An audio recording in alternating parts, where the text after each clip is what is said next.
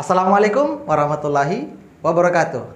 Ketemu lagi dengan saya Mr. Anhar dalam sebuah modul e-course yang berjudul Strategi Penjualan Online dan Offline bagi Manajer Penjualan. Nah, di bab ke-6 kali ini kita akan membahas tentang saatnya memanen. Di bagian pertama saya akan menjelaskan tentang strategi cover selling. Jadi cover selling adalah sebuah pengembangan dari ilmu hypnoselling, yaitu sebuah seni menjual tanpa menjual. Kenapa disebut dengan seni menjual tanpa menjual? Karena dalam ilmu hypnoselling kita bisa menawarkan produk atau jasa kita kepada siapa saja, termasuk calon prospek maupun customer kita, tanpa mereka merasa untuk dijuali, dan mereka merasa bahwa membeli karena kemauan sendiri. Nah, berkaitan dengan cover selling, ini sangat erat kaitannya dengan buying factors dari klien atau calon customer kita. Sejatinya, setiap calon prospek atau calon customer kita itu sebenarnya punya yang disebut dengan buying signal atau sinyal untuk membeli. Dan ada juga buying factor, yaitu faktor untuk membeli. Ketika kita berhasil membuat mereka peduli dengan kita, connect dengan kita, sesungguhnya pada sejatinya kita bisa membuat buying factor tersebut ada pada diri calon prospek kita, sehingga mereka mau membeli dari kita dengan tulus tanpa paksaan sedikit pun. Saya akan menjelaskan sebuah tips dan trik yang disebut dengan AIDA. Apakah AIDA itu? Lagi-lagi AIDA ini adalah singkatan dari 4 huruf, yaitu huruf A ada attention, kemudian huruf I ada interest, huruf D ada desire, dan huruf A kembali adalah action. Saya akan menjelaskan satu persatu. Yang pertama dari huruf A. Huruf A ini artinya attention, yaitu bagaimana ketika kita membuat status, membuat sebuah iklan atau mungkin sebuah storytelling di status Facebook kita, misalnya di status WA kita, di IG, atau misalnya kita membuka video di sebuah channel YouTube dan sebagainya. Bagaimana kita membuat orang itu menjadi interest atau tertarik dengan status kita atau tertarik dengan promosi kita. Yang paling penting ketika kita menerapkan attention ini adalah dalam 3-5 detik pertama orang mau berhenti scroll dan mau berusaha untuk membaca status kita. Kalau berkaitan dengan AIDA ini, maka pada poin attention yang paling utama adalah kita membuat judul-judul yang powerful, yang menarik perhatian. Karena dari judul-judul yang powerful tersebut akhirnya akan membuat orang menjadi penasaran. Bukankah penasaran itu adalah awal dari pemasaran? Jadi ketika kita membuat judul-judul dari sebuah status, misalnya buatlah sefantastik mungkin, atau mungkin buatlah semenarik mungkin, atau mungkin yang bisa membuat orang jadi curious atau penasaran dari status-status atau judul-judul iklan, judul-judul promosi yang kita gunakan. Nah, biasanya kalau kita berbicara tentang attention dari judul-judul status yang akan kita lakukan ketika kita melakukan penjualan secara online, maka ada sebuah ilmu yang disebut dengan headlines yang nanti akan saya bahas pada bab-bab selanjutnya. Bagaimana cara membuat judul status yang menarik, nanti pada materi-materi selanjutnya akan kita bongkar secara lebih detail lagi. Kemudian di poin kedua ada huruf I. Apakah itu I? Yaitu interest. Nah, interest di sini artinya kita harus cari tahu apa yang menjadi minat dari calon buyer kita, calon pembeli kita.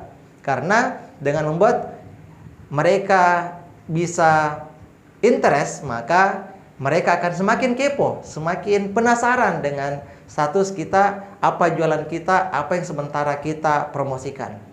Interest ini bisa saja dalam bentuk kalimat tanya.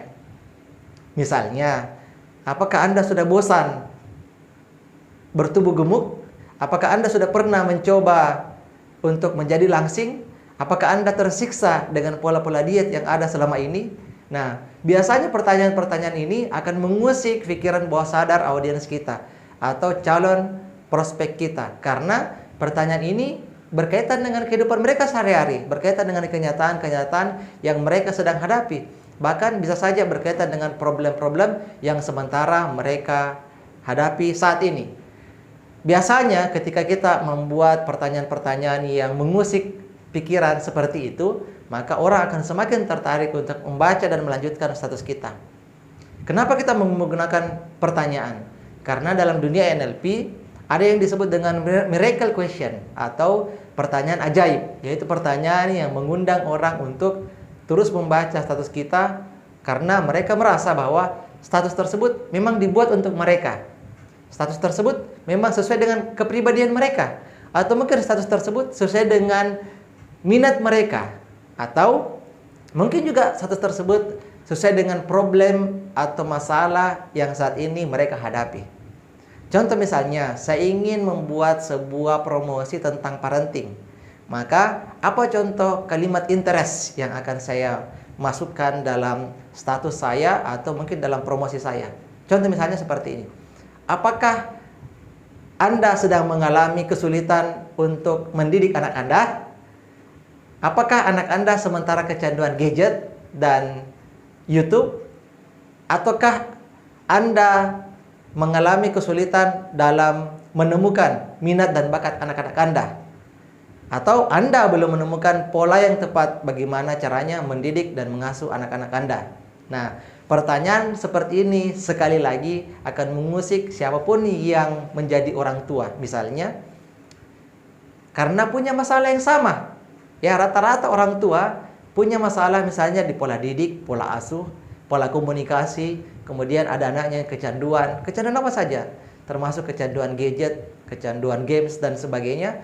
Maka itu akan menarik minat mereka untuk membaca lebih jauh lagi. Dan kalau kita lakukan secara offline, ketika kita ngomong seperti itu di hadapan orang banyak, orang akan merasa bahwa ini kayaknya rasa-rasanya ini adalah status atau pernyataan-pernyataan atau pertanyaan-pertanyaan yang dibuat untuk saya. Sehingga mereka menjadi aware dengan kita dan semakin penasaran sebenarnya apa sih yang sementara kita promosikan. Contoh kalimat yang lain ketika saya ingin menjual sebuah produk kursus bahasa Inggris misalnya. Maka apa contoh pertanyaannya? Yaitu, apakah Anda sulit mengajarkan bahasa Inggris untuk anak Anda? Ataukah anak Anda sudah pernah kursus tetapi ternyata belum lancar conversation bahasa Inggris? Ataukah apakah Anda ingin mengetahui teknik-teknik mudah untuk bisa berkomunikasi dan speaking English? Maka itu adalah contoh-contoh kalimat untuk mengundang interest dari calon buyer kita, dari calon customer kita. Selanjutnya di poin ketiga ada huruf D. Apa itu D? Desire. Desire ini adalah kita memaksimalkan yang namanya buying signal. Tapi jangan menggurui calon customer kita. Pada poin-poin desire biasanya kita akan menampilkan fakta-fakta. Bisa kita tampilkan data-data tentang yang akan mendukung promosi kita selanjutnya. Contoh misalnya tadi berkaitan dengan dunia parenting, ya, maka kita bisa menampilkan data-data anak-anak yang kecanduan game.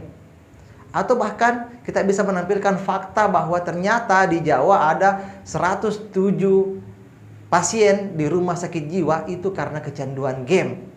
Dan kecanduan game ternyata masuk sekarang dalam gangguan kejiwaan menurut WHO. Nah, fakta-fakta ini atau data-data ini selanjutnya pasti akan membuat orang semakin penasaran. Karena jiwanya terusik, buying sinyalnya terusik, dan dia jadi semakin kepo dengan status kita dan semakin kepo dengan apa sih yang akan kita tawarkan. Nah, di poin terakhir ada huruf A, yaitu action. Call to action yang dimaksud di sini artinya adalah bagaimana kita melakukan closing, ya, dengan membuat calon prospek kita, audiens kita, calon buyer kita itu menghubungi kita. Pada intinya mereka close the sale atau mereka mau membeli produk kita, dan kita bisa meninggalkan nomor HP kita, nomor WA kita untuk selanjutnya terjadi yang namanya transaksi, pembelian atau closing.